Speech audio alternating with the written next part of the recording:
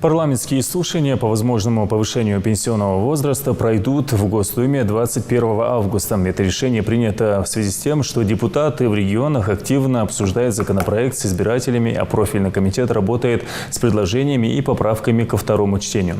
Пока законодатели и граждане обсуждают пенсионные изменения, наши корреспонденты интересуются отношением работающих пенсионеров к таким новшествам. Амина Бокова пообщалась с одним из них.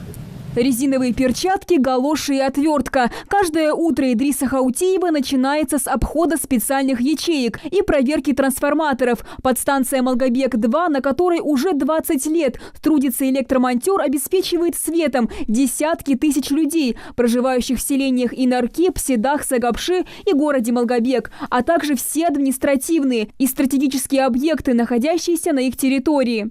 Чтобы в доме всегда горел свет, Идрису самому приходится вставать ни свет ни заря, изучать схемы, проводить осмотры и ремонт линий электропередач и электроустановок. В случае ЧП выезжать на место событий. Ювелирная работа – заменить одну электроустановку или трансформатор, не парализовав весь Малгобекский район. Результат накопленного опыта, рассказывает специалист. Я вообще-то работал после армии. В 1973 году еще наверху было РПЦ, вот там работал электриком.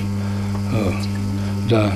И по этой линии перешел сюда после долгих лет перешел вот сюда работать с 98 года. Сначала он устроился на подстанцию линейным монтером, а затем водителем. Последние 10 лет он совмещает эту должность с обязанностями электромонтера. Свою работу Идрис любит, и не зря. В наше время быстрого роста глобальной электрификации и зависимости от электроэнергии электромонтеры являются востребованными специалистами в любой стране. К примеру, в России электромонтер входит в топ-50 самых нужных профессий по версии Минтруда. Так что расставаться с работой Идрис не собирается. В свои 67 он не просто может, он хочет дальше трудиться. Уже как-то привык к работе и не можешь даже без работы, если честно сказать.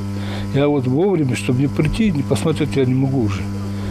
Хоть возраст большой у меня, но разговора нет насчет этого работы. Обеспечивать бесперебойное электроснабжение – работа не из легких, а порою даже опасная. Любая ошибка, к примеру, несоблюдение техники безопасности, может стоить электромонтеру жизни. Ну а порой случаются и форс-мажорные ситуации, где в первую очередь нужен опыт, за который Идриса Хаутиева и ценят коллеги. Идрис техник безопасности, даже трудно подсказать, возраст, алхамдулилlah, شي بالخ دقيقة تجي لورجو لورج تكنيك безопасности حاجة الموضوع لورج سكوجوا شيء زوجوا تكنيك безопасности لورج بالخ проблемы усагвас. Как наставник, как учитель, можно сказать, для младших составов нашей бригады, придет, поможет, покажет, объяснит. В общем, он у меня, как я здесь в районных сетях работаю главным инженером, он у меня как правая рука. В технике разбирается, в электроустановках, в сетях разбирается. На этой подстанции Идрис не единственный специалист пенсионного возраста. Как и все сотрудники, они также проходят своевременный медицинский осмотр, подтверждающий их пригодность к работе. Амина Бокова, Гапур Чехкиев, Новости 24.